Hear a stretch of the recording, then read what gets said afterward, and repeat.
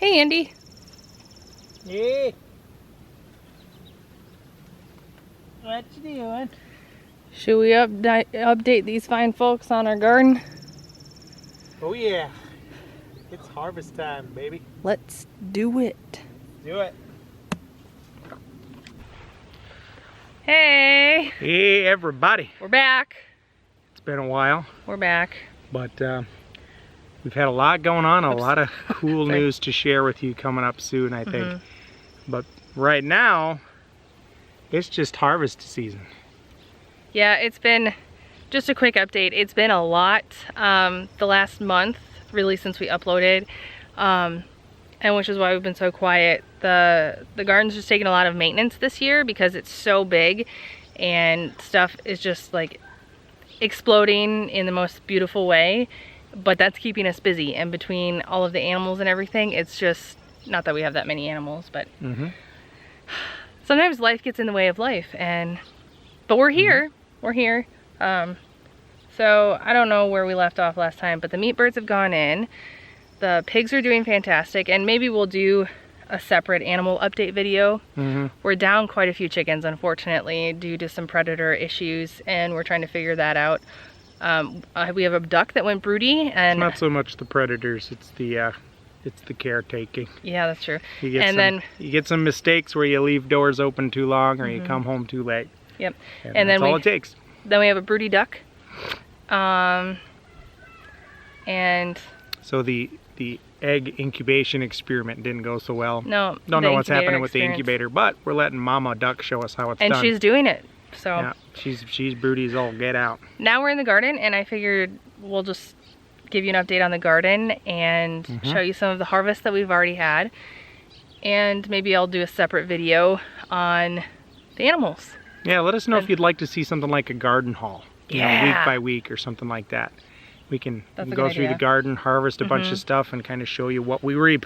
Yeah. So our hope is to kind of get picked back up with the YouTube channel a little bit right now, in between everything else, which is fine. But here, we'll just give you an update on how the garden is doing. So here are the potatoes. Yeah, first off, we have the potatoes. Which, as you can see, there are some that are still blooming. But for the most part, they're just finishing up blooming. And then if you look at this roll, you can see starting to fall over. Yep. And Especially way down there. yeah, and basically what that means is it's starting to die down, the tops, and then those tops will put energy back into the potato root, and then that's when your potatoes really start to size up. And once the tops all die down, you're pretty much ready to dig potatoes. So, And this is the first year we have grown potatoes. But it sounds like everybody's kind of struggling with those guys. these guys. Womp womp. Yeah, potato bugs. For the most part, they haven't hit too bad, except for the ends of the rows. Yeah.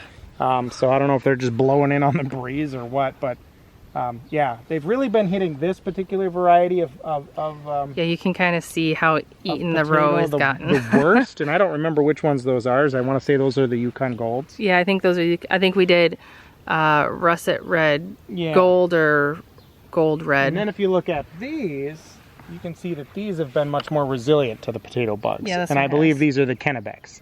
Yep. So your russet potato. So these are definitely a good, strong potato for our area, resistant to the pressure from the potato bugs. Sometimes the potato bugs and that kind of stuff, they can just be a sign of stress in the plant. And sometimes that's nothing you're doing wrong in your soil. It's just maybe the plant isn't as happy in your zone and in your area. So there's a lot of factors. Or your soil. It could be many things. So we'll probably bring you along for a harvest video on these in several weeks. And then we have a little harvest for you here. Here's our harvest for today. Mostly, you know, we've got about up to here on the bushel basket of just cucumbers. So these are all our nice little gherkin-sized cucumbers. We like to can some of those. And then there's some larger ones as well.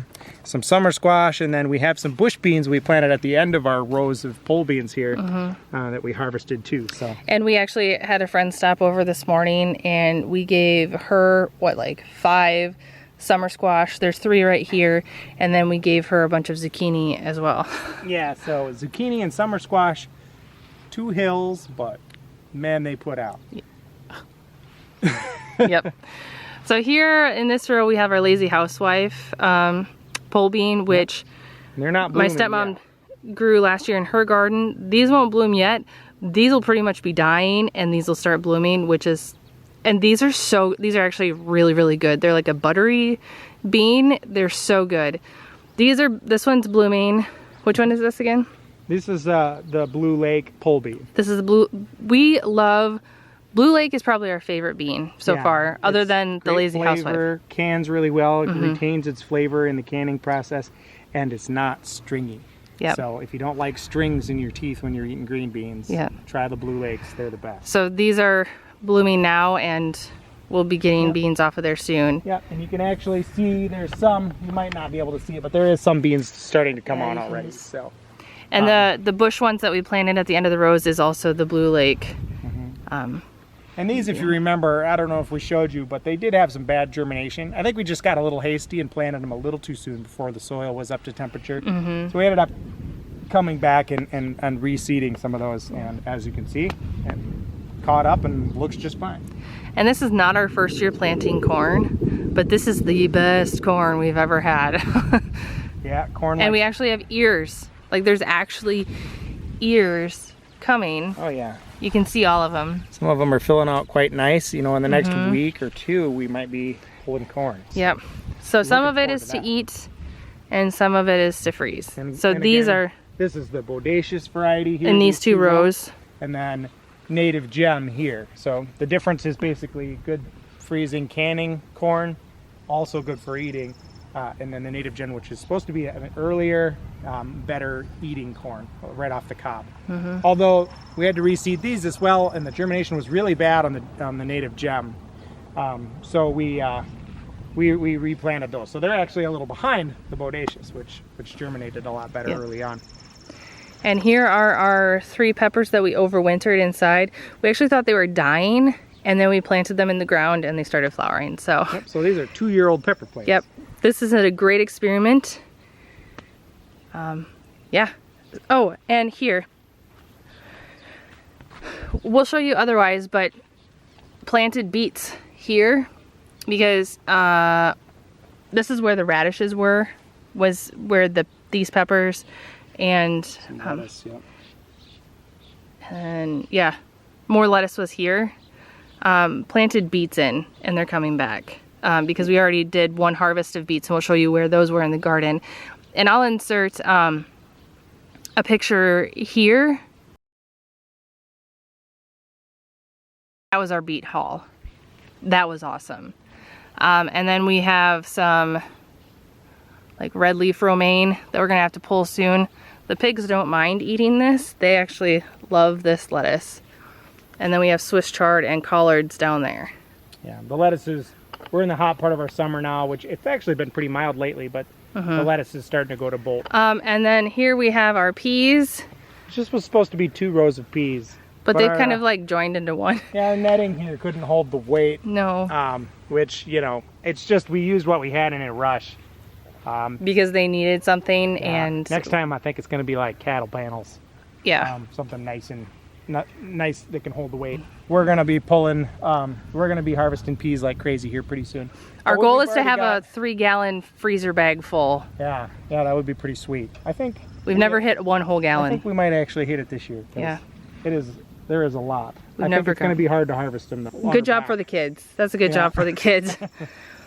And then here is, this is like, kind of like just a green leaf iceberg lettuce. Lettuce, yeah, something like that. Yep. And then over here this one's actually forming a head here a little bit. Oh, look at that. And so is this one. Oh, yeah. And then over here is, I think this was a free, this is a the Baker Creek Butter Crunch mix. The Baker Creek, it was a free seed thing that I got from a friend, and they're Butter Crunch varieties. They're so good, actually. But very as you can see, they're starting to go to bolt as well. Yep. Some of these are doing a little bit better, so that's good to know. They hold the heat a little bit better. We just got some intense humidity these last few days. And then what was over here?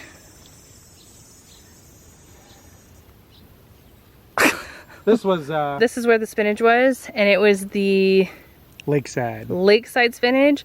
Highly recommend that spinach. It was fantastic. We actually got several cuttings. We'll probably plant another round of that here shortly for the fall, for a fall crop. And we actually, I think I already did plant it. Oh, did you? Yeah. It's probably the best spinach I've ever had. And the leaves got like this big. We got several cuttings off of it, and it took a really long time for it to even decide to start bolting, which was nice. And here on the end, behind this gigantic... These are the M.I. Gardner seeds for their... Marigold. Marigolds. Are 2 plants of eggplant. These are 2 eggplants. And I don't think they're flowering quite yet. Not yet. But they're looking really good. Oh yeah, we got some starting here. Yeah, there's... So we'll have eggplant soon. And then behind that, of course, is our row of various peppers. So I don't remember what some of these are, but their names, we wrote them down. But one of these is like a sweet Chablis that my stepmom salsa there grew, and then these are garden salsas that she grew as well. And then we just have King of the North, right? Yep. Most of these are California Wonders. King of the North, California Wonders. And then jalapenos, and the jalapenos are falling over. But then down over here, I don't know if you can see that, those are Hungarian wax peppers. Hungarian wax peppers are probably my favorite non-salsa pepper. They taste even better than jalapenos for like a jalapenos popper style thing. They're not like spicy hot. We have leeks on the end here, and these are the flat leafed varieties here. Yep. So it's about this section and this section. You can kind of tell. Yep. And then after that, we have our Walla Walla. Yep. This onions, one's Walla Walla. And our sweet the candy onions. Not sure which ones are which, to be honest with you. These are the candy. Okay. These are Walla Walla and candy. Yep. They're doing really good. Best year we've had for onions. Stinking cabbage moths. You can see our cabbage moth population accelerating. Now we had these covered up earlier in the season, so we missed a lot of the earlier cabbage moths, and therefore we don't have a lot of problems with cabbage worms. They're only finally starting to come on now. Yeah. But as you can see, we have our cabbage row there. We've pulled a lot of our cabbages. We've started harvesting those. Yep. Red cabbage tends to be pretty resistant to the cabbage moths. Although we've noticed. You can see on Although you can see some damage. Yep. Yep. And then here. And then we have our kale up in the front. And in between the cabbages is a couple varieties of sage. And if you remember, this is the kale we started indoors in February, which is obviously still jamming. So, which I harvested a bunch of it off the other day, washed it, and then froze it to put in smoothies or soups. So kale is definitely the king of cut and come again. Oh, love kale. Love the fresh kale. I like it in soup. And then here you can see our broccoli. We've been harvesting like crazy. There is one big head down here we can show you. You can see some heads, but for the most, like here's a small head. That one's small. This is Absolutely tiny small. Compared to what we've been used to. But here we go. Here's a typical head we've been getting. So here's my hand. Yeah, you can see. And then So here's big. another nice, more tight one. And we had two varieties in here. We had more Walthams again, which we weren't super happy with the Walthams. And then we had the Gypsy broccoli. I'm really liking the Gypsy broccoli. Yeah. So and then here you can see more, and then here you can even see a side shoot. Oh, yep. So this is the reason why we leave them in. So after you harvest the main head, some side shoots will start coming up, and then you can harvest florets for the rest of the season. And what we do with the broccoli is I blanch it and then freeze it if we're not eating it fresh. Okay, and then here's where the beets were. And then down here we have Brussels sprouts. Oh, yeah. Another experiment. We'll see how that goes. Yeah, we've never had luck with Brussels sprouts. They're a really long season. And we don't have that much of a season. And so we really don't eat a ton of them. I mean, we would if we probably had a ton of them. But for the amount of garden space they take and the amount you get from them, we've kind of found that they're almost not worth doing. But if you like Brussels sprouts, you know, So this We're is still our last learning. year trying them, and if it doesn't work out, we're not gonna do it again. We're still learning on the Brussels sprouts. So over here were the rutabagas. I actually just harvested them the other day, and I'm going to insert a picture here.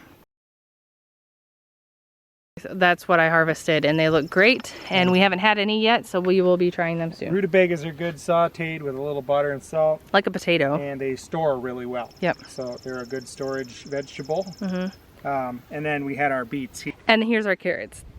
Obviously. Carrot land. Yep. Now we just harvested a bunch of cucumbers, but as you can see, we have 4 cucumber plants here. And we did like a trellis situation with them this year. 2 pickling cucumber varieties. These are a smaller, like they're really good for picking gherkins and small sized for canning. But then if you let them grow, they also get the short, stubby, fat ones that you typically see canned as well. And then here we have a muncher cucumber. You can actually see some of these in here yet. There's one, kind of like you buy in the store, a nice crunchy salad cucumber. Yep. That one's been pretty prolific. We've been happy with that plant so far. I can't remember, it's like a English something. And then this here's a slicer cucumber. I believe this is a straight 8, which is just a good classic slicing cucumber. Over here we have our zucchini, which we've been struggling with some blossom end rot. But not struggling that much because we've gotten more zucchinis than we could ever imagine. Yeah. So I mean, you can see several in here that. Yeah. You get some of that with these. Which is fine. We're still getting plenty. And then down over here is our summer squash plant, which we're obviously not struggling at all with. Look at all that. There's 2 vines on here, and it's been going nuts. Absolutely nuts. And here are our favorite kind of garden plant to raise every year, our tomatoes. We primarily grow the Amish paste tomato, which is our primary sauce and salsa and canning tomato. And as you can see, they are filling out pretty good. Here's a good cluster here. Kind of see, so we single stem ours. And these are small yet. They'll get a lot bigger than this. Yeah, they get nice they've just size. started. Yeah, as you can see, we're single stem them. They're about 5 foot tall now. And then alongside these, in between, we've been growing some basil, which you can see there. And here's some cilantro, which you can see here. Sometimes we'll do parsley in here as well. But mainly the basil, cilantro, and then we also have this year our new try, which was borage, which did absolutely amazing. This is actually clipped back because it was overtaking the rows. The plants grew enormous. So hats off to the chickie poo doing its job. And you can see the flowers here. So we've harvested a whole bunch of these, and you can use these for tea, or as a garnish, or even for, and then that's. So you just take this off and then you dry it, and you can use it as tea. I'll let you look it up online on benefits of it, but it tastes and smells like a minty cucumber water. Yeah, and then the same thing with the leaves. You can harvest the leaves as well. But you have to do that when they are like really small because they get prickly. Here we're trying a new variety. This is called the super sauce. You can kind of see here a nice cluster of those coming along. They're more like a Roma. They're supposed to get larger than a Roma, but what I'm finding is with the trellising method, they're not quite as prolific. Although you can see this one, I think we accidentally pruned off the top of a plant. Yep. But here you can see a couple more that are doing pretty decent. And some nice clusters there. So we're gonna see how these go till the end of the season and kind of choose which one. It's our test sauce tomato this year.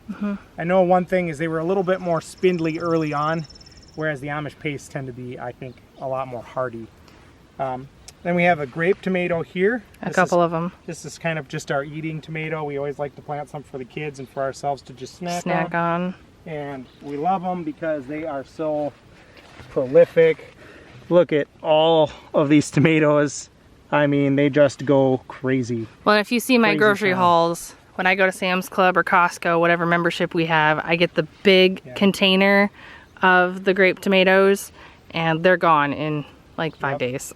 And these babies, I mean, 3 plants is enough to keep you happy for the summer. So then after this, we have our slicer tomatoes. These are the Goliath tomatoes. You can see them there.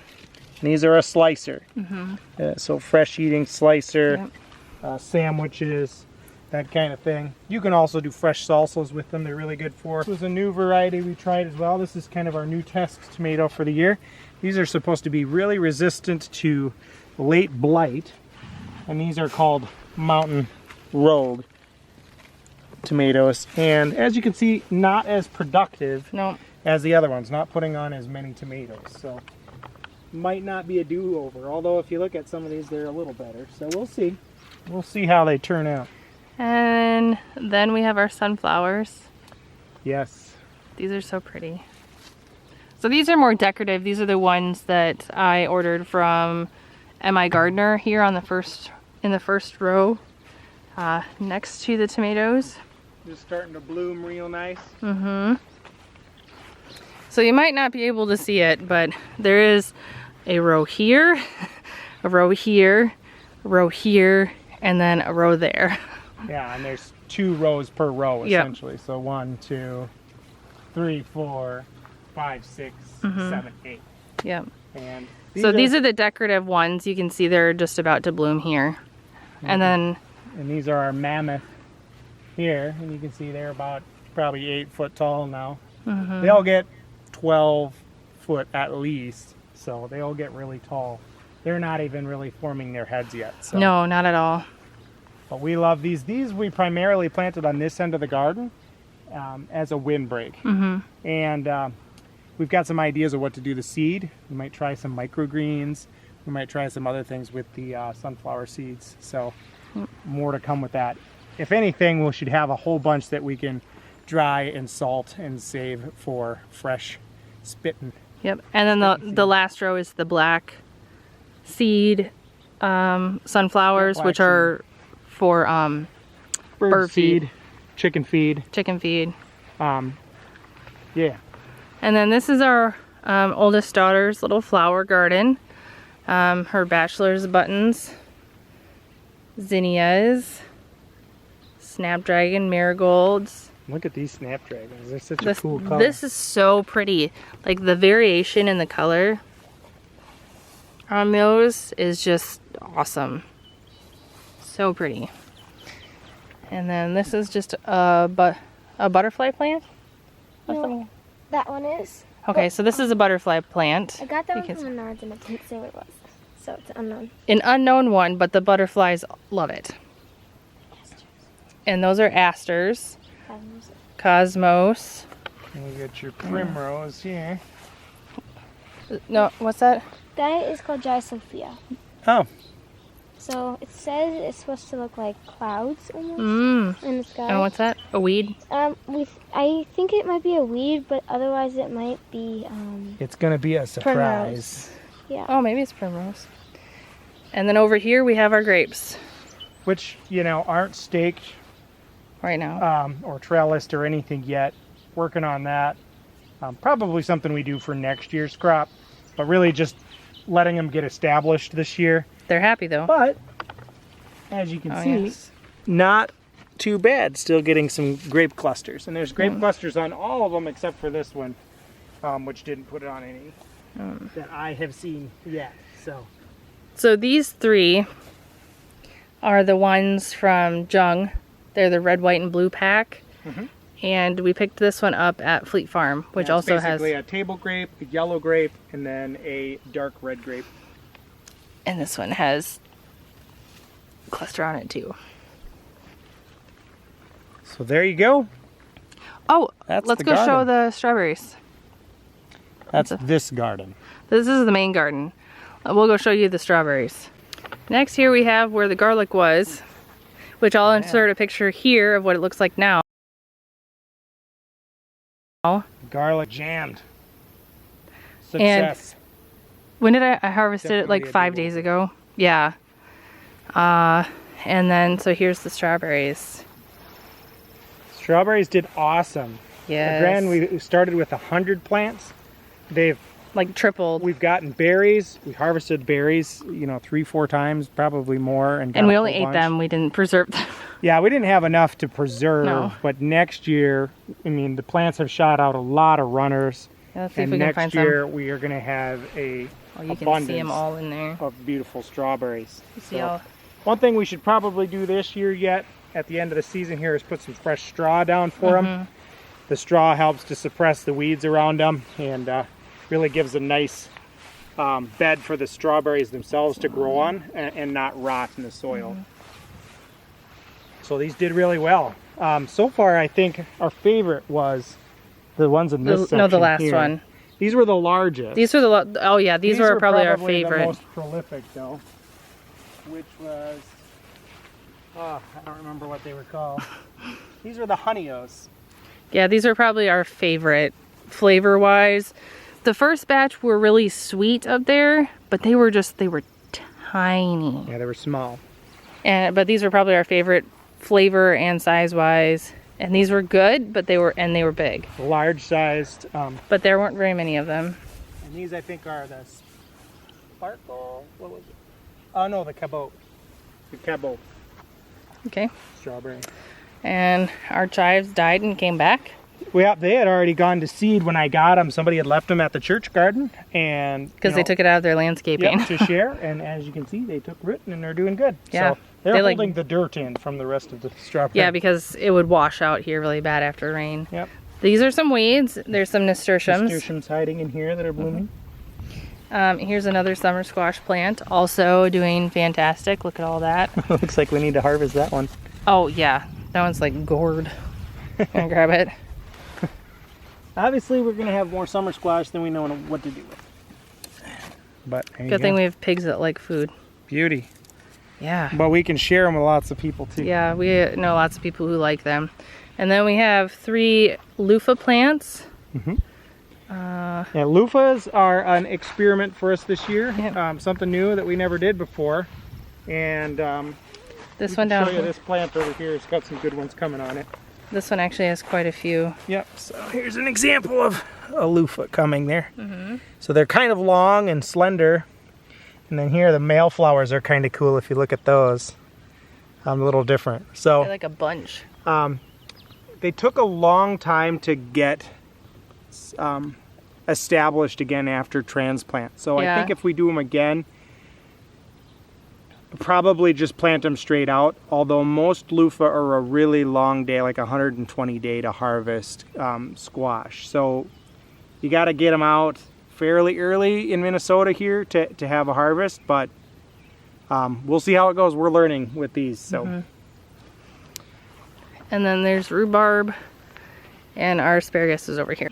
All right, and then we only have one more garden, really, And it's the vine garden. and it's the church garden. Oh, And then we also have a vine garden, which isn't really a garden. We just took some space out where the pigs used to be, and then we followed the pigs with a whole bunch of watermelon and cantaloupe Yep. and pumpkin plants that we had, and some squash too, some they're acorn kind of, squash. they're hanging in there. They're doing coming. good. The only ones that aren't doing super great are the watermelons. They don't like the competition as much, but No. everything else is doing pretty good. So anyway, that's our main big garden tour. We appreciate you hanging What she said. with us. We'll just hanging with us Yeah. on this, and we'll keep you posted in different things as they happen, and More to come. there's more to come. We'll let you know how these hauls go, if you're interested in that, and keep you posted on the harvest Don't forget to like and subscribe. and comment. And comment, because we appreciate it. It We helps. like answering questions. It helps our channel grow and for us to be seen by more people. That's a whole other topic for a whole other video. But anyway, thanks for coming along today on the garden tour, and we'll see you around next time. Bye.